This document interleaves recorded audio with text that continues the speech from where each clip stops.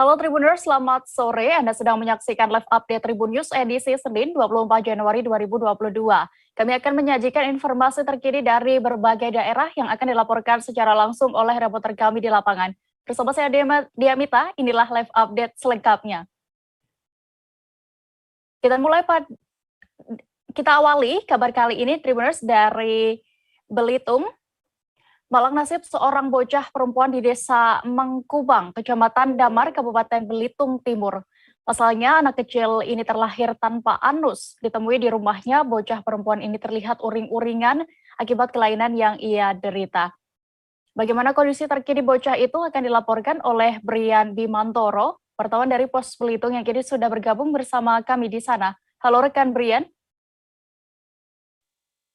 Halo rekan Dea di studio dan Tribuners dimanapun Anda berada, selamat sore. Selamat sore, Brian, bisa Anda informasikan dari pantauan Anda saat berkunjung ke rumah bocah itu, bagaimana kondisi bocah itu saat lahir, bisa Anda informasikan lebih detailnya? Baik Dea dan pemirsa Tribuners dimanapun Anda berada, bisa saya laporkan atau informasikan bahwa di Belitung Timur, tepatnya di Desa Mangkubang, Damar, Belitung Timur, telah ada seorang bocah berusia 3 tahun 8 bulan bernama Alicia Quirin. Dia terlahir tanpa anus, yang saat ini sudah berada di Jakarta untuk melakukan operasinya ke-6. Pos Belitung berkesempatan mewawancarai dan menemui langsung ibu dari Alicia, Ibu Sumayati, di rumahnya Sabtu kemarin. Dia bercerita bahwa Alicia lahir tanpa anus.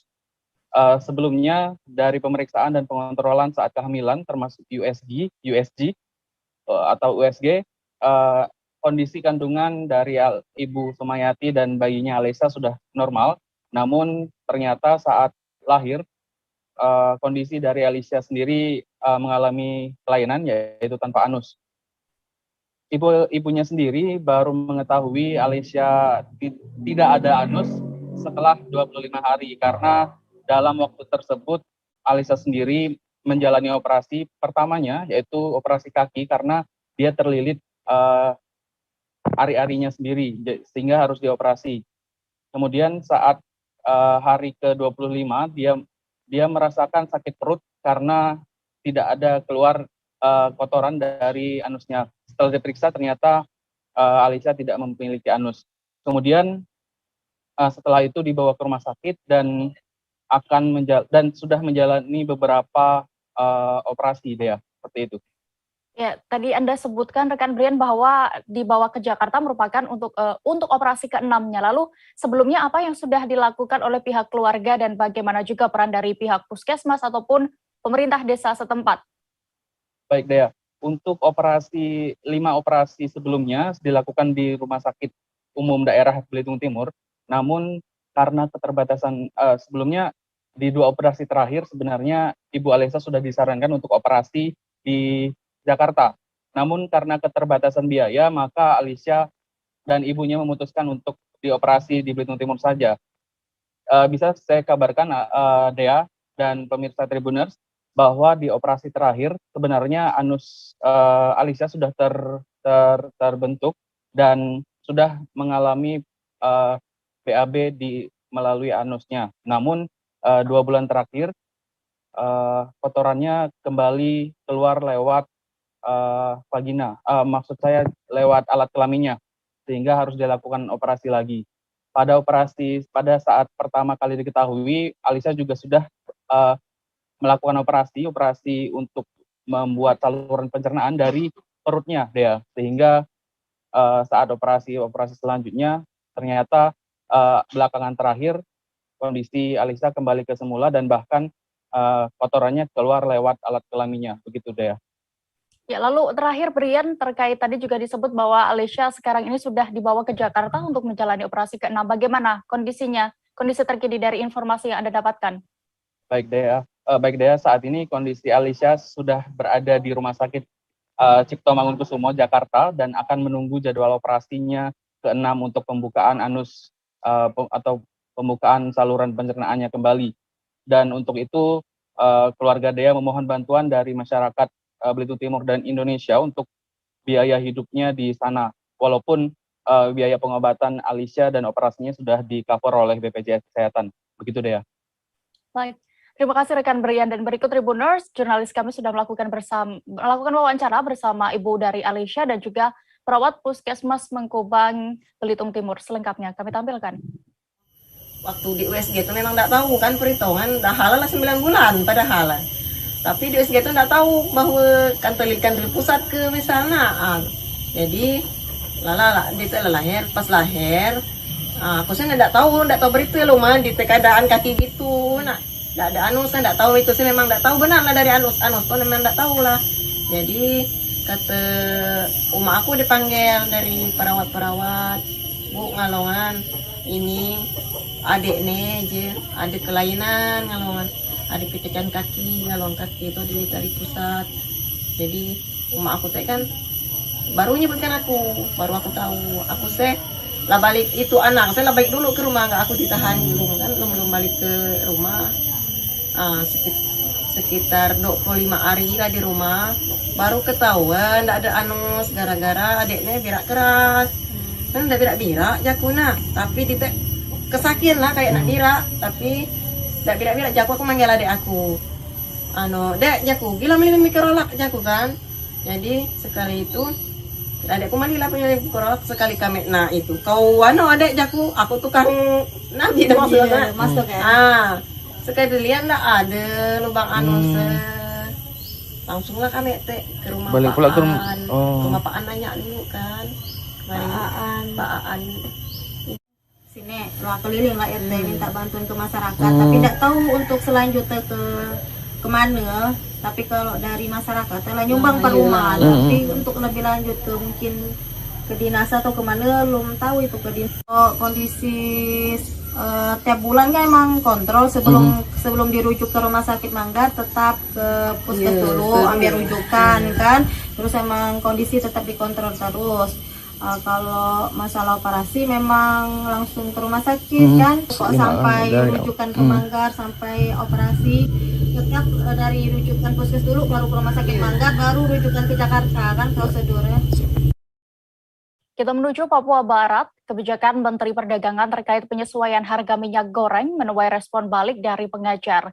Salah satunya yakni pedagang di Pasar Remu, Kota Sorong, Papua Barat. Pedagang Pasar Remu Sorong mengatakan dapat kebijakan ini malah merugikan para pengajar di lapangan.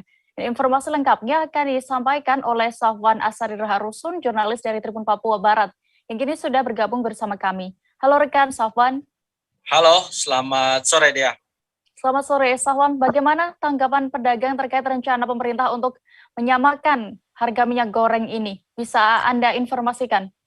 Iya, Dea dan juga Tribuners dimanapun Anda berada, hari ini dapat saya kabarkan dari Kota Sorong, Papua Barat, bahwa terkait dengan rencana penyamaan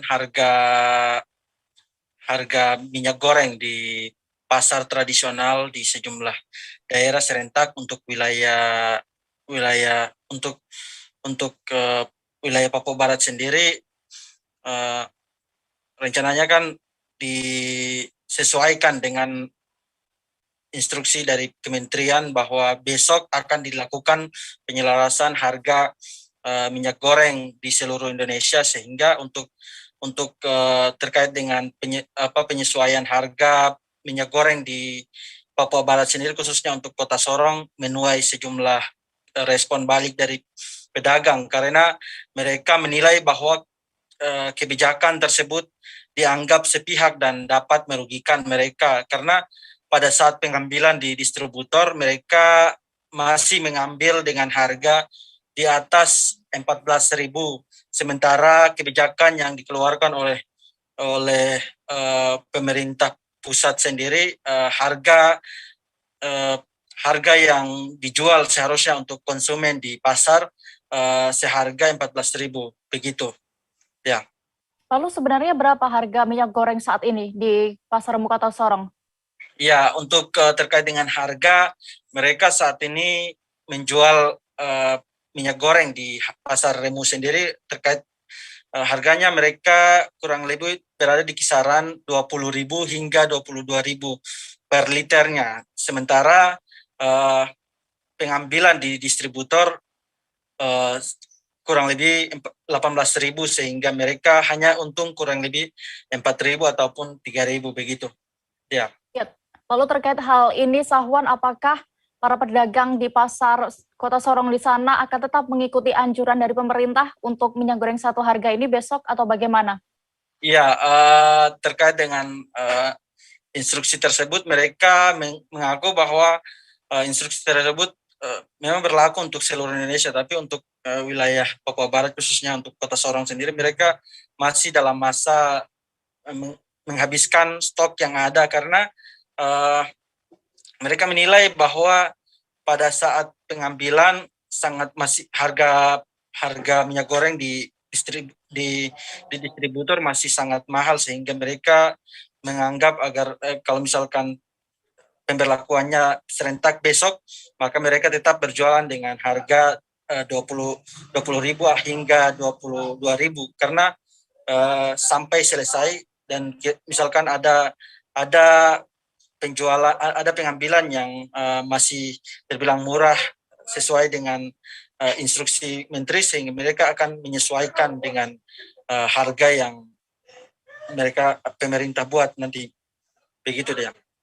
Lalu terkait hal ini bagaimana tanggapan dari Kepala Dinas Perindustrian dan juga Perdagangan dan bagaimana juga langkah yang akan diambil nantinya oleh pemerintah Kota Sorong?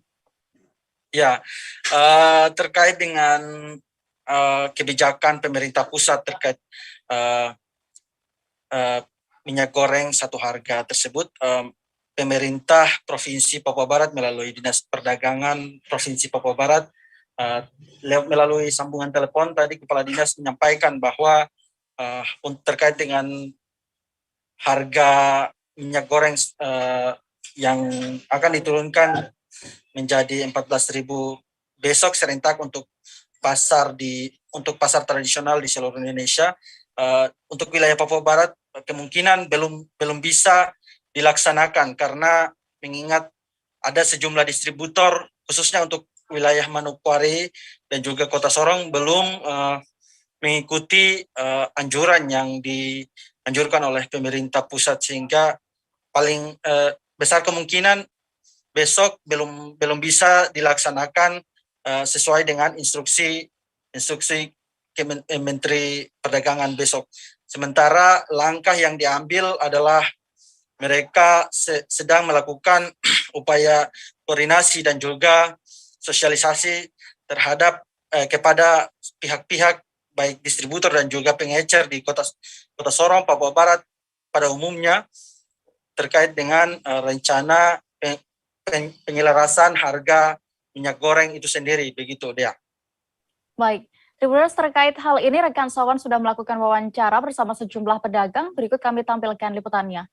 Dijual 14 ya pasti rugi lah, sudah mahal.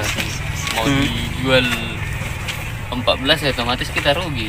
Oke. Kecuali kalau subsidi kan, imponya kan ini subsidi. Masih 20. Mungkin kalau untuk sekarang kalau macam mau dikasih satu harga mungkin menurut saya belum bisa. Karena kan kita kan pedagang juga kan harus menyesuaikan nota yang kita sudah beli yang sebelumnya. Yang dimana kalau kita beli itu sudah naik. Jadi kita kan ya sekitar mungkin 200-an lah sekitar atau kenaikan. Saya belum cek. 1 liter kan biasanya itu kan kita beli dengan modal itu kan sekitar ya kita bisa jual mungkin 18.000. Nah sekarang kan nggak bisa karena kan sebelumnya itu kita udah beli memang di 1 liter berapa? Yang awalnya tuh sekitar 18.000 kalau jual. 18.000. Nah sekarang kan udah 22. Itu kan karena kita menyesuaikan nota juga. Nah kalau macam misalkan pemerintah untuk kebijakan kasih kayak penurunan harga dengan rata itu mungkin belum bisa. Mungkin kalau untuk kedepannya mungkin bisa, tapi kalau untuk sekarang menurut saya belum bisa karena kita harus menyesuaikan nota yang sudah kita beli kan. Nggak mungkin kita beli misalkan di harga yang modalnya sekitar 20.000 kita mau jual 18.000 kan belum. Nah, kita sih habis stok yang kita udah beli yang harga naik itu.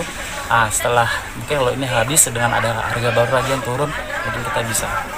Pasti rugi lah. Rugi kalau kita mau kasih turun harganya lagi pasti rugi. Ya kita bisa rugi misalkan kalau kita kasih harga yang seperti normal mungkin bisa rugi 4.000 sekitar 5.000 bisa. 4.000 sampai 5.000. Iya, dalam satu liternya. Pria 22 tahun yang merupakan pelaku pembunuhan perempuan bernama Melda Aulia menyerahkan diri ke Polsek Natar, Kabupaten Lampung Selatan. Sebelumnya, setelah membunuh korban, pria yang bernama Bagus ini pergi dan menginap di rumah mertuanya di Kampung Lampung Timur. Maksud kami di Kabupaten Lampung Timur. Pelaku sendiri mengaku nekat membunuh Melda yang berstatus janda lantaran rasa kesal kepada korban. Kabar selengkapnya akan disampaikan Domi Desmandri, wartawan Tribun Lampung yang kini sudah bergabung bersama kami. Halo rekan Domi. Halo rekan Dea. Rekan Domi, bisa Anda informasikan, ceritakan bagaimana awal mula atau kronologi pembunuhan yang dilakukan pelaku bernama Bagus terhadap korban ini. Lalu juga bagaimana cerita pelarian dari Bagus. Oke, baik. Saat itu korban bernama Melda Aulia sedang berkunjung ke rumah kerabatnya bernama Tuti Andriani yang merupakan masih tetangga dan juga satu desa dengannya.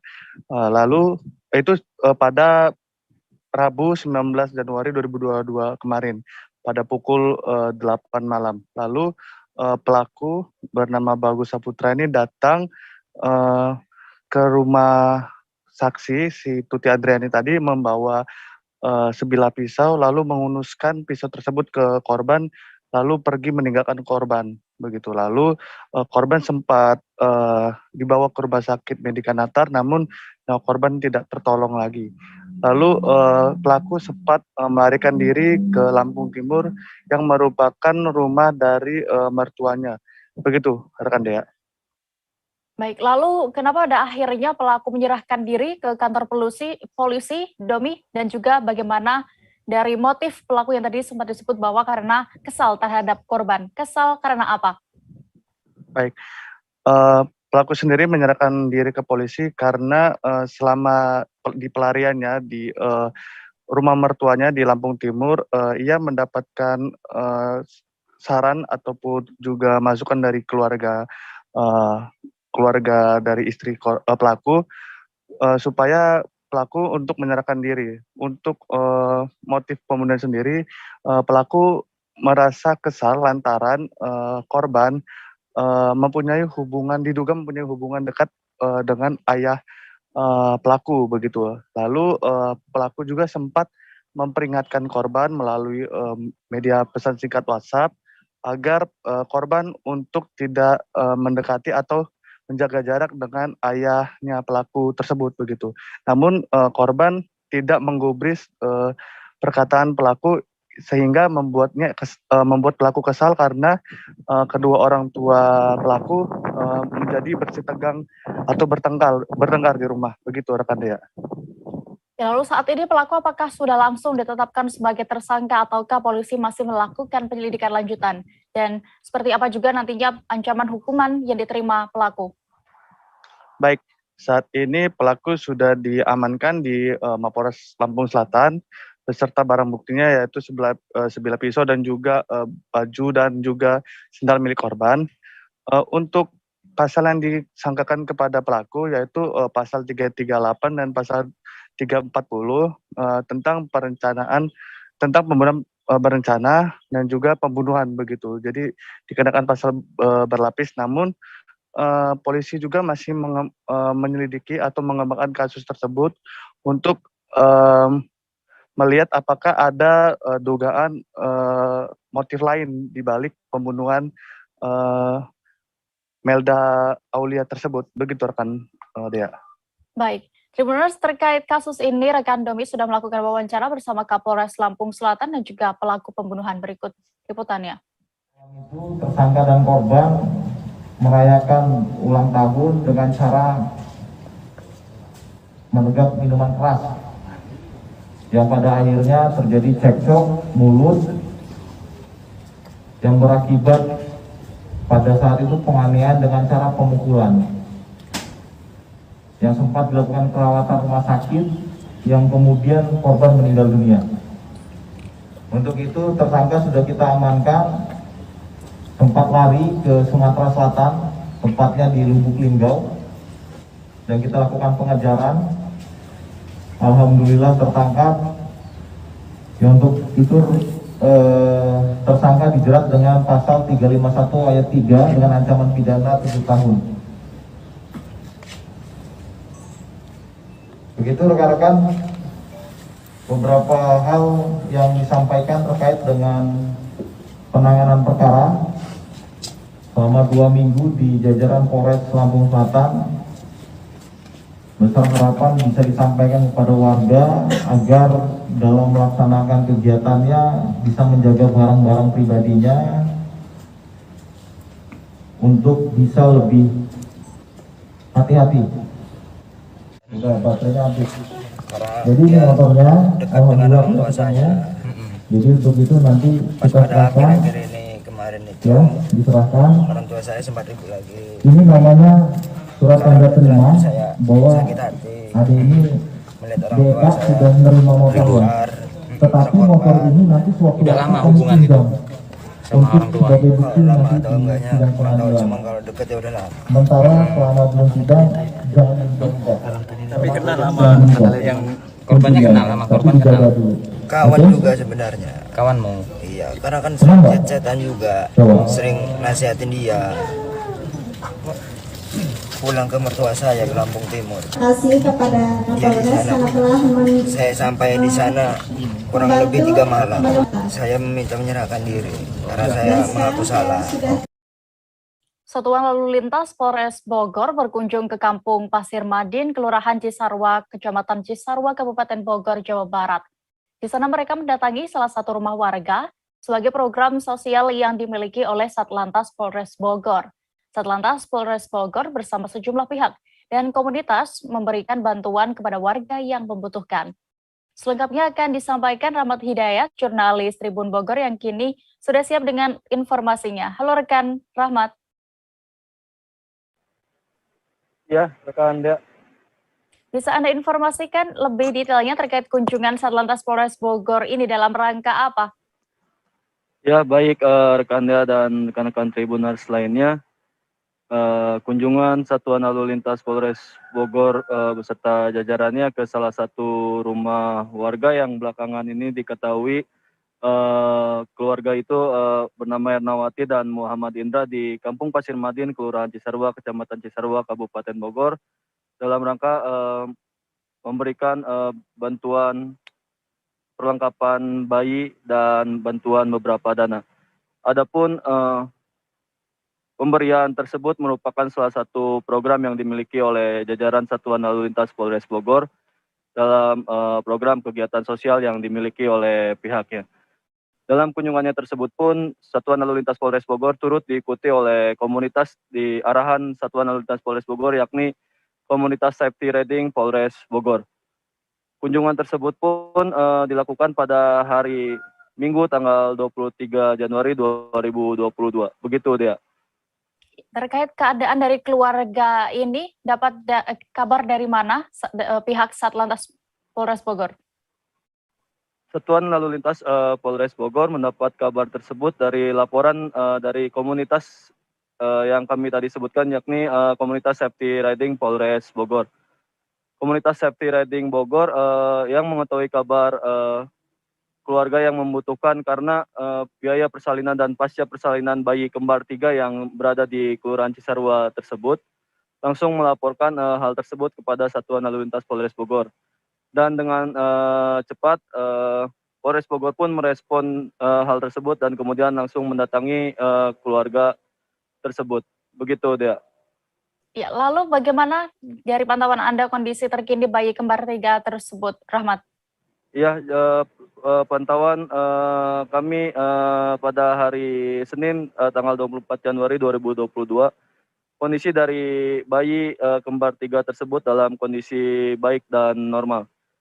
Namun bayi pertama yang dilahirkan oleh Ernawati tersebut saat ini sedang dirawat di rumah sakit. Namun ibu dari bayi tersebut mengatakan bahwa secepatnya bayi yang pertama tersebut akan segera pulang karena sudah melalui pemeriksaan dokter dan mengatakan dalam kondisi yang normal. Sebagai tambahan informasinya, sebelum mendapatkan bantuan tersebut, keluarga Ernawati dan Muhammad Indra tersebut merogoh kocek yang cukup dalam. Adapun dana yang disebutkan oleh Ernawati kepada tribunnewsbogor.com sekira hampir 100 juta. Namun bantuan pun datang silih berganti dan sekarang menurutnya kondisi peruangan pasca persalinan dan persalinan sudah tertutup semua. Begitu, Dea. Baik, terima kasih rekan Rahmat untuk laporan Anda dan berikut kami tampilkan hasil wawancara bersama Kasat Lantas Polres Bogor AKP Diki Pranata selengkapnya. Bogor itu memang ada program sosial yang melibatkan juga dari anggota Safety Riding Polres Bogor. Jadi di Puncak ini kami memiliki warga binaan yang tergabung dalam Safety Riding Polres Bogor komunitas. Nah, oleh karena itu tadi kami mendapat info di Puncak ada dari salah satu keluarga kami di Safety Riding yang butuh bantuan karena terkait kelahiran di kembar 3. Nah, ini tentu butuh perhatian khusus dari kami semua, dari kita semua. Oleh karena itu, saya bersama dengan Perwira Lantas hadir ke sini untuk datang untuk memberikan bantuan. Bantuannya seperti apa, Pak Kasat? Baik berupa kebutuhan untuk bayi itu sendiri, kemudian juga ada dana untuk terkait biaya persalinan. Bayinya kembar. Kami masih akan menyajikan informasi pilihan lainnya, Tribuners, tetaplah di Live Update.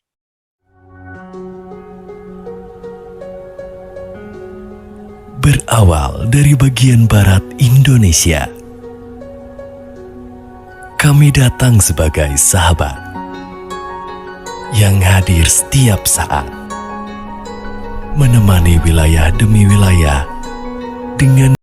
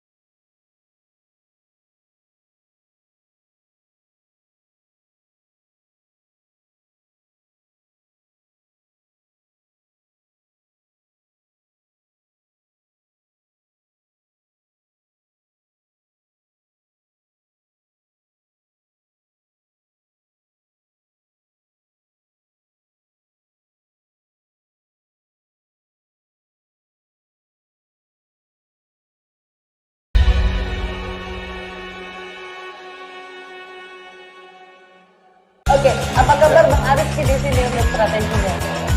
Kalau saya sendiri di Jumit 37 ini yang semalam baru mulai, Apa yang saya dirasakan udah Kapten Hitam? Sebenarnya aku nggak ngerasain penangkapan atau penggerebegan atau apapun itu.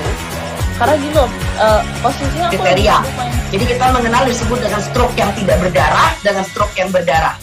Stroke yang tidak berdarah itu biasanya ditandai dengan adanya penyumbatan. Kalau itu terjadi di sini mungkin pikirnya tidak ke situ kali ya. Tapi kalau di Korea atau di Kamboja itu ada beberapa paper yang saya itu Mas, ya dulunya tukang koran. Oh gitu ya. Tukang koran. Ya, saya baca itu Pak. Tuh kan pernah baca kan? Ya. Jadi kalau saya jadi pangdam itu udah bersyukur banget. Si anak ini dijadikan sebagai tersangka begitu. Ya, kalau ini kita bicara yang di luar kasus Situbondo ya. Dengan tentang hujan shower, di mana terdapat batas jelas antara daerah hujan dan tidak hujan yang biasanya terjadi pada fase awal mature stage atau tahap berbahaya tuh Kang. Jadi mulai artinya terjadinya perlembekan. Nah itu untuk penetrasi akan sulit begitu ya. Dok, saya ini menurut saya memang tidak mudah, bukan urusan tanah diambil. Kalau misalnya Amerika Serikat sekarang, Rasulullah mengatakan dalam sebuah hadis bahwa berpuasa